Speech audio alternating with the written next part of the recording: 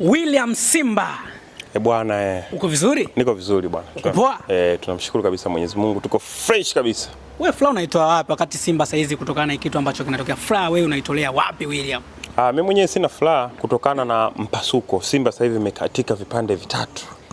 Imekatika vipande vitatu kwa maana kwamba sisi wenyewe mashabiki kwanza hatujui nini tunahitaji ndani ya Simba Sport Club. Ndio. Japokuwa mashabiki wengi tulikuwa tunahitaji furaha, lakini mpaka sasa hivi Simba na mashabiki wake, viongozi kote kuna mpasuko.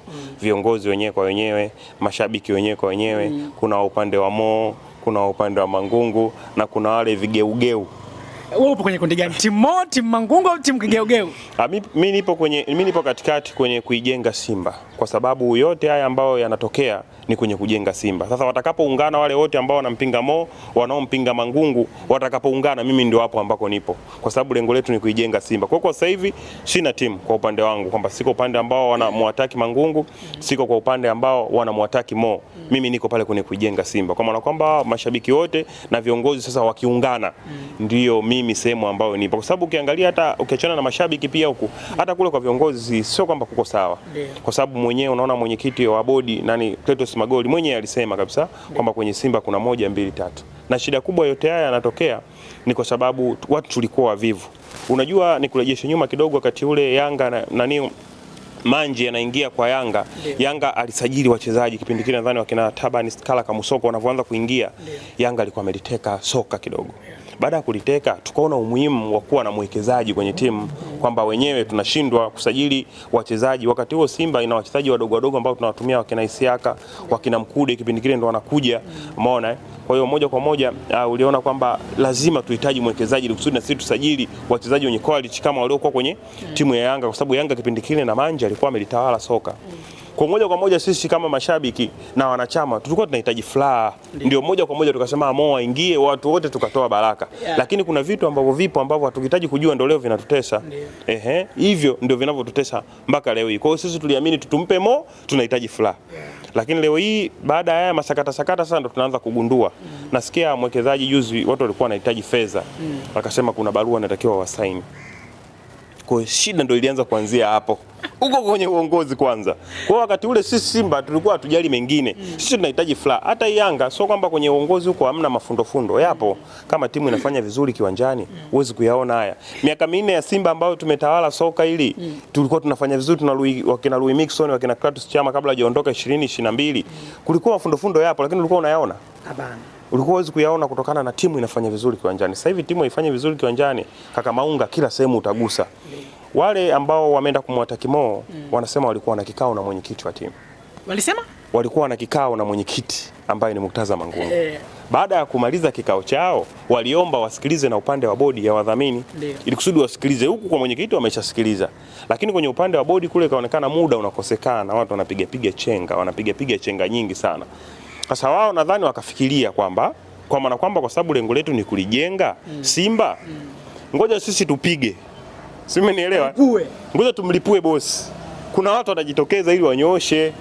Umenielewa? Kwa moja kwa moja hawakuwa na lile swala kwamba moja kwa moja wamekuja nalo, moja kwa moja kwamba ndio shida.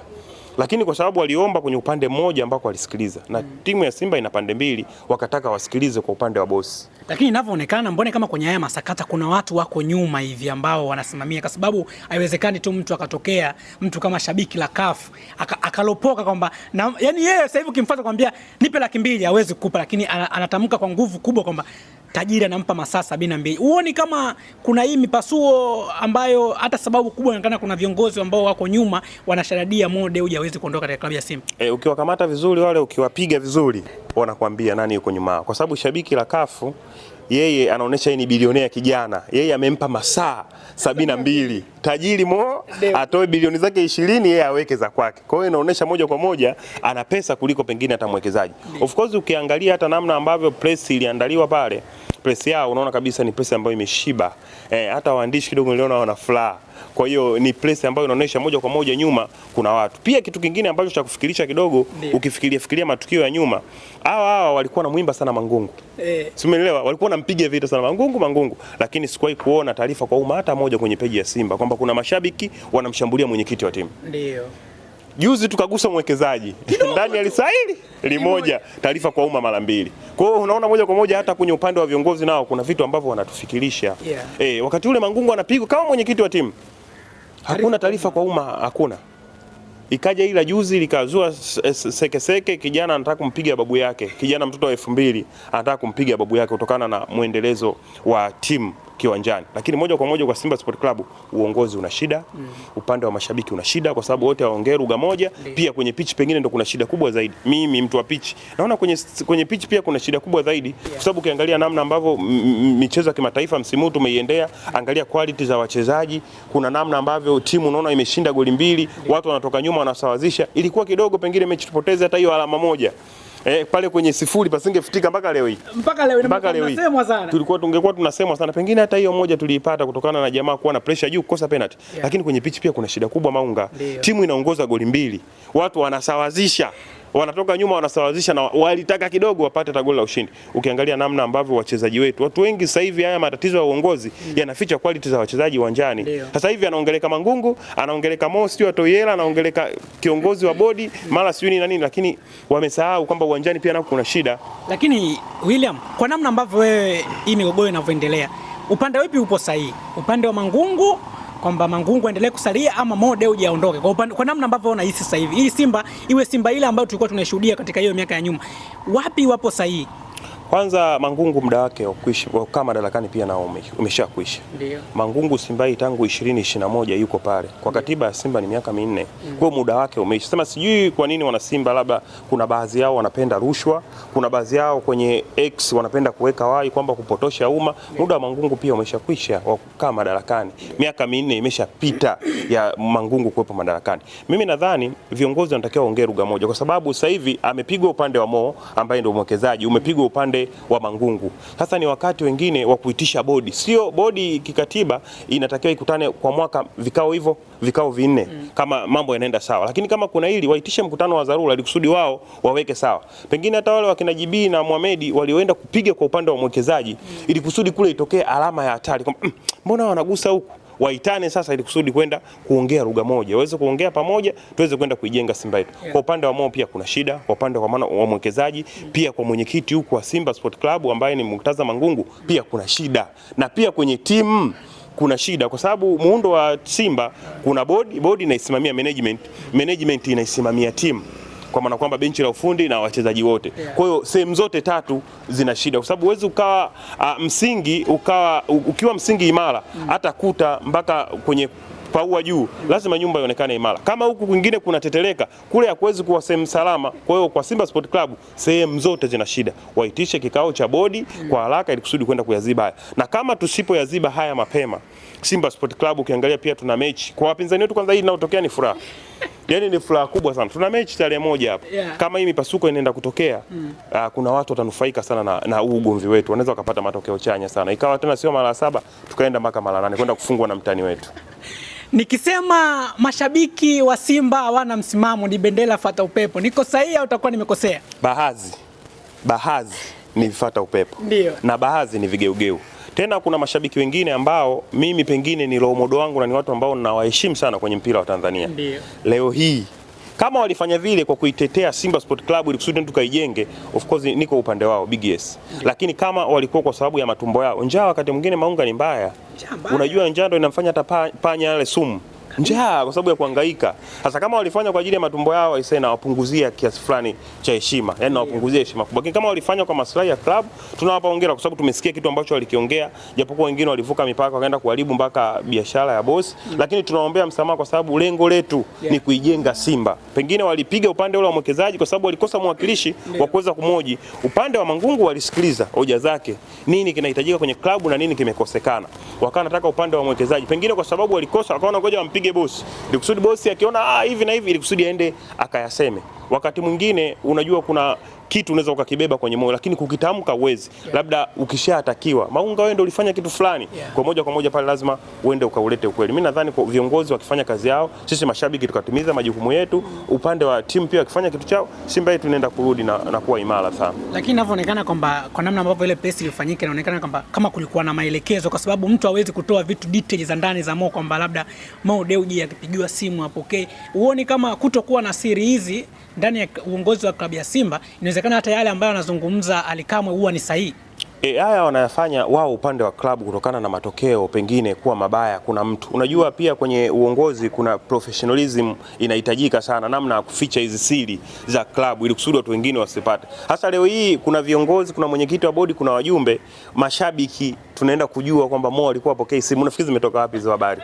Kama sio viongozi, kuna watu ambao wanakaa nazo tena wanawapa kafungu kabisa, hebu nendeni mkaongee moja, nendeni mkaongee mbili, nendeni mkaongee tatu. Namna ambavyo ile press ilivyokuwa moja kwa moja imeratibiwa ile kama Maunga. Ndio. Japokuwa nilivyomsikia Clatous Magoli alisema kosa la wale mashabiki pia, kwa sababu kuna wakati klabu inafanya, timu inafanya vizuri wanaisifia, kutumia brand nyuma kuonesha moja kwa moja wao wamehusika. Kwa kuna brand kabisa pale inaonesha wadhamini wote Mo nini, kwa hiyo kwa hiyo inaonesha moja kwa moja ili swala liliratibiwa. Lakini mimi mwenyewe pia naungana nao kwenda kuwaombea msamaha, lakini pia Mo na JB.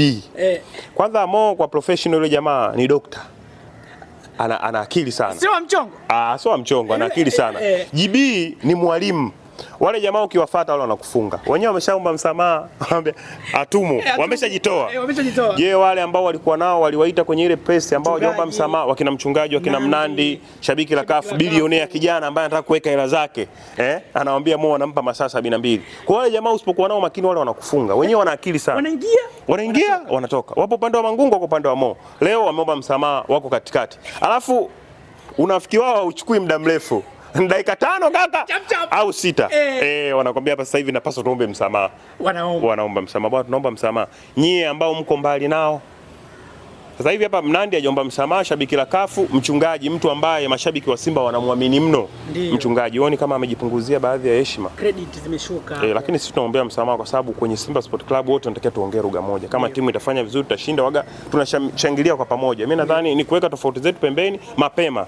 Tugundue haya madhaifu yaliyotokea na kwenda. Pengine hata hizi kukosa mwaka huu katika robo finali pia ili limechangia viongozi kutoongea lugha moja. Haiwezekaniki Simba inakosa point Benjamin Mkapa point 3, ambaye Simba ni mzoefu kwenye haya mashindano. Robo finali amecheza karibia 8 si kwenda 9. Ni aibu mno, ni aibu sana. Haya yanayotokea ndio amefanya hata kwa namna fulani klabu inyong'onye. Kama huku ungekuwa uongozi ungekuwa sawa, sisi tungeweza kuipiga timu moja kwa moja. Lakini sasa hivi ukipiga timu atakwambia uwezo ukapata timu nzuri kama uongozi unasuasua. Lakini kuna makosa ambayo yanafanyika uwanjani unayaona Maunga. Rejea mechi ya Stade de Marien, yule Kante anapata kadi nyekundu. Kuna mpira utangulizwa akaenda akamvuta mtu akapata kadi nyekundu. Njoo mechi hii hapa ambao tumecheza juzi hapa ambao tumekosa alama hapa nyumbani. Tumepata alama moja. Ilitokea kosa kama lile akapata kadi ya njano. Kwa moja kwenye mechi ile, japokuwa kiungo wetu aliumia Kagoma na beki pia Nangu aliumia, hata benchi la ufundi pia alikoza kunusa hatari.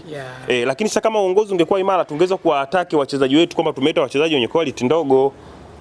Kuna wakati ukipata wachezaji wenye quality kubwa, makosa kama yale ya Kante ya kurudia mfululizo hayawezi kutokea.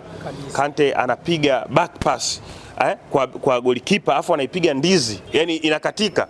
Kuna striker kwenye ligi kuu, uwezo ukapata striker ambaye mpira kama ule back pass akasogea kwa mshambulia, akasogea kwa golikipa, pengine angeweza kuitoa hata pembeni kwamba kipa kama ingemshinda ingekuwa hata kona. Lakini unaona mistake pia, poor marking ya mabeki. Mimi kuna vitu vingi ukiachana na uongozi, lakini kwenye speech pia kuna shida Maunga kubwa sana, kubwa mno. Goli la pili ambalo jamaa wanalipata poor marking, mabeki wetu wanakaba kishamba. Beki ukabaji mzuri ni man to man. Unapo wewe beki striker anakufuata wewe unarudi nyuma, kwanza ana advantage mbili, anakusogeza kwenye box, pia analiona goli. Kwa hiyo unamsogeza ametoka kwenye 18 umemsogeza kwenye 6, anapiga shuti pale pale na wewe upo. Ndio kitu ambacho kimefanyika. Kama angekuwa na kaba man to man ule mpira ungeweza kumgonga beki ungerudi. Lakini jamaa katoka na mpira pembeni, kafanya mara ya kwanza anawaleta tu beki wetu huyu mpya na Kibabage nadhani. Wanakuja naye tu kwenye box. Jamaa akaenda akachagua engo, akaenda akafunga kule. Kwa hiyo kuna mistake nyingi ambazo zinatokea kwenye pitch. Hatuwezi kuzungumza kwa sababu uongozi, mashabiki wote huko tuongee lugha moja, na mashabiki wa Simba sasa hivi ukikaa kidogo hapa wanabadilika, ukikaa kidogo huko wanabadilika, ni wamekuwa kujinyonga. Wanaangalia tu rangi iliyopo mbele yao. Leo wanaongea lugha hii, kesho lugha hii, kesho lugha hii. Yani kwa jumla sisi mashabiki wa Simba wenyewe hatujui nini tunataka kwa Simba Sport Club. William, hili la mwisho maliza na mashabiki wa Simba ambao wale wanaichukulia Simba kama eneo la kuichafua wao na kujipatia kipato, kwa sababu kwa haya ambayo yanaendelea sio hali mzuri. Zungumza nao wale ambao wanaitibua Simba, mashabiki wa Simba.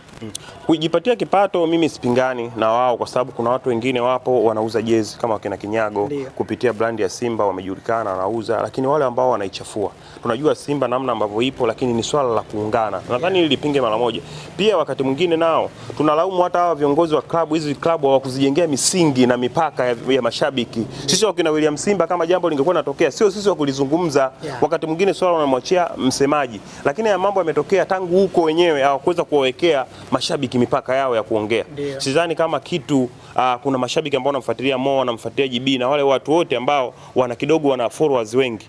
Mimi pengine sauti yangu inaweza ikawa ni sauti ya watu wasio na sauti. Lakini watu wengine wakaisikia. Lakini sauti ya wao wakina JB akiongea Mo ni sauti kubwa. Kuna watu wanawafuatilia, washike lipi? Yaani mashabiki zao waelewe lipi. Shida iko kwa Mo, shida iko kwa Mangungu. Yaani leo unawaambia hivi, kesho unawayumbisha. Kwa hiyo kidogo wanaweza wakajipunguzia. Mimi nadhani waache moja kwa moja kuchafua brand ya Simba. Pia wasitumie mgogoro kama faida kwa upande wao. Kama wananufaika na pesa, basi waweke misingi yao ya kuongea. Sisi tuko katika lengo la kuijenga Simba Sport Club. Pia na klabu kule iweke misingi. Shabiki yote ambaye atakiuka anapaswa kushtakiwa, ashtakiwe kwa mujibu wa sheria, ili kusudi kidogo kupunguza nini mdomo. Leo hii wewe kumponda Mangungu au kumsema huyu inakuwa ni rahisi sana.